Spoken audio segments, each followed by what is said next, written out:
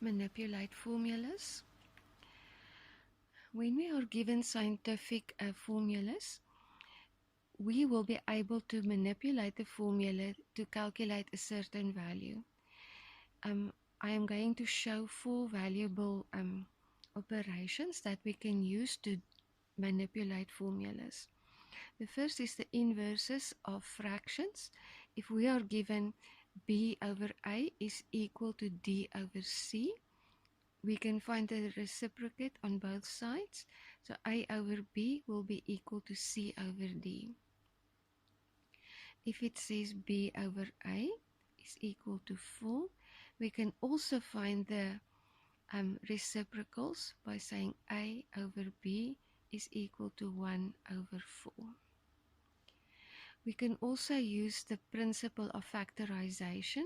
For instance, ax plus bx will be equal to a plus b in a bracket x, or we could also write it as x bracket a plus b.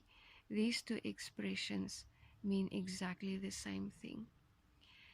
When we have fractions, we can use a lowest common denominator to combine the two separate fractions into one fraction. So our thinking process will be, this denominator used to be a, but I changed it to ab. And how did I do that? I multiplied by b over b.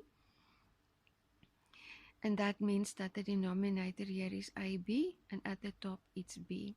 Similarly, on this side, I multiplied by a over a, and it gives me a denominator of ab and the numerator of a. And I can add those two together since I found a common denominator. We also need to remember the log and the exponential laws.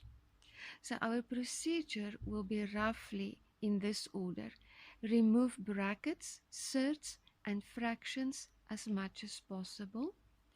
Rearrange the terms where possible using inverse operations like adding, subtracting, multiplying, dividing, squaring, square roots, etc. We will isolate the subject of the formula.